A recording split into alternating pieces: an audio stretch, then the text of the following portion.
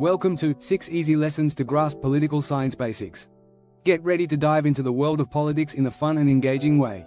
Did you know that only about 16% of Americans trust the government? Or that more than 38% of the world's population lives under autocratic regimes? Shocking, right? Politics can seem complicated, but it doesn't have to be. This series will break it down for you in easy steps. We'll explore how power works, why different political systems exist, and how elections really function. We'll kick things off by understanding the different types of political authority. Ever wondered why some leaders are so powerful? Then, we'll dive into the classic battle between democracy and autocracy. Do you know why some countries have free elections while others don't? Next, we'll uncover the political spectrum. There's more to it than just left and right. Then, we'll decode how voting systems work and why they matter. You'll see how different methods can change election results. In our Policy Lab, we'll learn how policies are made and why some succeed while others fail. Finally, we'll navigate the complex world of international relations.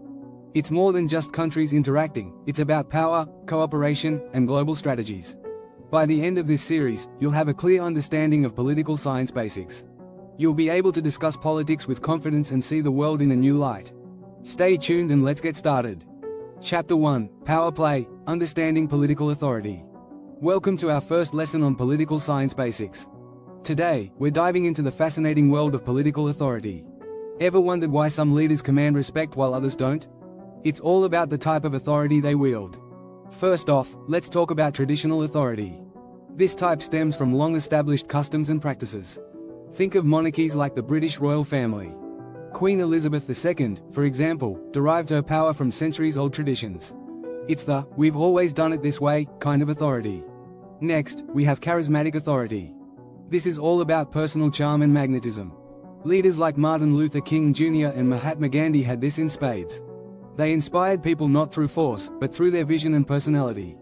Did you know Gandhi's non-violent protests led to India's independence in 1947? That's the power of charisma. Then there's legal rational authority. This is the kind of authority we see in democracies. Leaders are chosen through elections and their power is defined by laws. For instance, the President of the United States has powers outlined in the Constitution. It's authority based on a legal framework. Now, let's spice things up with some stats. Did you know that 79% of people in the world live under a form of government with traditional or charismatic elements? That's according to a 2020 study by the Pew Research Center. It shows how diverse political authority can be. Here's a fun fact: Max Weber, a German sociologist, first classified these types of authority. His work in the early 20th century still influences political science today. Weber believed that understanding these forms of authority could help us predict political stability and change. Chapter 2: Democracy versus Autocracy, the Battle of Ideologies. Welcome back. In this chapter, we're tackling one of the biggest debates in political science: democracy versus autocracy. It's a classic showdown with far-reaching implications. First, let's break down democracy. At its core, democracy is about people power. Citizens have a say in how they're governed, typically through voting. A prime example is the United States, where presidential elections happen every 4 years. Interestingly, over 60% of eligible voters turned out for the 2020 election, the highest in over a century. On the flip side, we have autocracy. Here, power is concentrated in the hands of one person or a small group. Think of North Korea under Kim Jong-un. In autocracies, leaders often stay in power for long periods, and there's little room for public participation. Here's a striking statistic: as of 2021, about 38% of the world's population lived in autocratic regimes, according to the Economist Intelligence Unit. This highlights the ongoing global struggle between these two systems. Now, let's talk strategies. Democracies often rely on checks and balances. This means different branches of government can limit each other's power. For example, in the US, the President, Congress, and the Supreme Court each have distinct powers and responsibilities. This prevents any one branch from becoming too powerful. Autocracies, however, use different tactics. They often maintain control through propaganda and suppression of dissent. For instance, in Russia, the government controls major media outlets, shaping public opinion in favor of the ruling party. This strategy helps keep the leadership unchallenged. Here's a unique quote from political scientist Larry Diamond: "Democracies make mistakes, but they can correct them. Autocracies make mistakes, but they often compound them." This quote underscores the adaptability of democracies compared to the rigidity of autocracies. Chapter 3: The Political Spectrum, Beyond Left and Right. Welcome to Chapter 3. Today, we're exploring the political spectrum. Most people think of politics in terms of left and right, but it's more complex than that. On the left, we find ideologies like socialism and liberalism. These emphasize equality and social justice. Bernie Sanders, for instance, advocates for universal healthcare and free college tuition. According to a Gallup poll, 43% of Americans now see socialism positively, a significant shift from previous decades. Moving to the right, we encounter conservatism and libertarianism. Conservatives prioritize tradition and stability, while libertarians champion minimal government intervention. Ronald Reagan famously said, "The most terrifying words in the English language are, 'I'm from the government and I'm here to help.'" This highlights the right's skepticism of government involvement. But wait, there's more. The political spectrum also includes centrism. Centrists blend ideas from both sides, seeking balance and compromise. Emmanuel Macron of France is a notable centrist leader, promoting economic reforms alongside social welfare programs. Now, let's talk about the authoritarian-libertarian axis. This measures the degree of control governments exert over personal freedoms. Authoritarians support strict regulations and control, while libertarians advocate for individual liberty.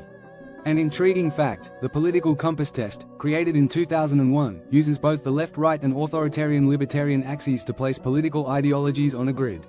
This nuanced approach helps people understand their own political views better. Consider green politics, which doesn't fit neatly into left or right. Greens focus on environmental sustainability and social justice. Greta Thunberg's activism highlights the growing influence of green politics worldwide. Another interesting aspect is populism. Populists claim to represent the people against the elite. Leaders like Donald Trump and Viktor Orban use populist rhetoric to mobilize support. According to a 2019 study, populist parties have tripled their vote share in Europe over the last 2 decades. Here's a unique quote from political scientist Francis Fukuyama: "The end of history will be a very sad time." The struggle for recognition, the willingness to risk one's life for a purely abstract goal, the worldwide ideological struggle that called forth daring, courage, imagination, and idealism will be replaced by economic calculation. This underscores the evolving nature of political ideologies. Chapter 4, Elections Decoded, the Mechanics of Voting Systems. Welcome back. In this chapter, we're decoding elections and the mechanics of voting systems. Elections are the cornerstone of democracy, but how they work can vary greatly. First, let's talk about first past the post, FPTP. In this system, the candidate with the most votes wins. It's simple but can be unfair. For instance, in the 2015 UK general election, the Conservative Party 36 won and 90% of the vote but secured 50.9% of the seats. This happens because FPTP often leads to a winner-takes-all outcome. Then there's proportional representation, PR. PR aims to match the percentage of seats with the percentage of votes. Countries like Sweden use this system. In the 2018 Swedish election, the Social Democrats received 28.3% of the votes and got 28.6% of the seats, a much fairer representation. Another interesting system is ranked choice voting, RCV. Voters rank candidates by preference. If no one gets a majority, the candidate with the fewest votes is eliminated, and their votes are redistributed. This continues until someone wins a majority. Maine uses RCV for state and federal elections. It helps ensure that the winner has broad support. Let's sprinkle in some stats. According to Fair Vote, RCV leads to more civil campaigns, as candidates aim to be voters' second or third choices if they can't be their first. This reduces negative campaigning. Next, we have Mixed Member Proportional, MMP. MMP combines FPTP and PR. Voters get 2 votes, one for a candidate and one for a party. Germany uses MMP, which balances local representation with proportional fairness. This system aims to get the best of both worlds. Now, let's talk about electoral thresholds. These are minimum vote percentages parties need to gain seats. In Germany, the threshold is 5%. This prevents fragmentation but can exclude smaller parties. An interesting fact, New Zealand switched from FPTP to MMP in 1996 after a national referendum. This change was driven by a desire for fairer representation and reduced dominance by major parties. Consider Single Transferable Vote, STV, another preferential voting system. Used in Ireland, STV allows voters to rank candidates and transfers votes to ensure proportional representation. This system helps maintain local representation while ensuring votes count. Chapter 5, Policy Lab, Crafting Effective Public Policies. Welcome to Chapter 5. Today, we're stepping into the Policy Lab to explore how effective public policies are crafted. Crafting policies is like cooking, it requires the right ingredients and methods. First, let's talk about agenda setting. This is the process of identifying the issues that need government attention. For instance, climate change became a global priority after scientific evidence showed its devastating impact. According to a 2020 Pew Research survey, 60% of people in 14 countries see climate change as a major threat. Next is policy formulation. This is where solutions are developed. It involves research, brainstorming, and expert consultations. Did you know that the Affordable Care Act, ACA, in the US was formulated after extensive consultations with healthcare experts? The ACA aimed to reduce the number of uninsured Americans, and since its implementation, over 20 million people have gained health coverage. Then comes policy adoption. This is when policies are officially adopted through legislative approval. A fascinating example is the Clean Air Act of 1970. It was adopted to control air pollution and has since significantly improved air quality in the US. The Environmental Protection Agency, EPA, reports that emissions of common pollutants dropped by 77% from 1970 to 2019. Now, let's discuss policy implementation. This step involves putting policies into action. Implementation can be challenging. For instance, the rollout of the ACA faced numerous obstacles, including website glitches and opposition from states. Yet, perseverance led to its eventual success. Here's an interesting fact: successful policy implementation often involves pilot programs. These are small-scale trials to test policies before full-scale rollout. For example, Finland tested its basic income experiment on a small group before considering broader implementation. The experiment provided insights into the impacts of basic income on well-being and employment. After implementation, we have policy evaluation. This assesses whether policies achieve their goals. Evaluation uses data and feedback to measure success. For instance, the evaluation of the US Head Start program showed it improved early childhood education outcomes, leading to its expansion. Chapter 6: Global Politics, Navigating International Relations. Welcome to Chapter 6. In this final chapter, we're navigating the complex world of global politics and international relations.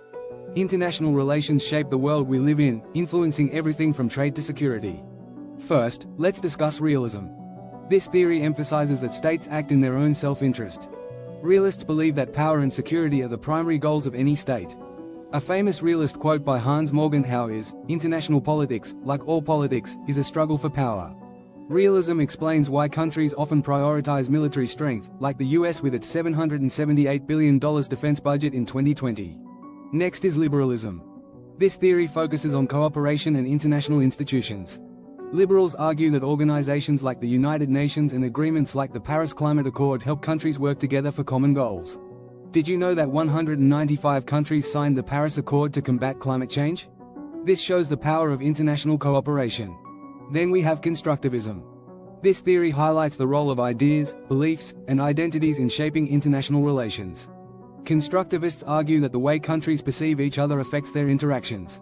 For example, the European Union (EU) promotes a shared European identity, fostering cooperation among member states. Let's talk about geopolitics. This is the study of how geography influences politics. Geopolitical strategies often focus on controlling key regions. A unique fact: the term geopolitics was coined by Swedish political scientist Rudolf Kjellén in the early 20th century.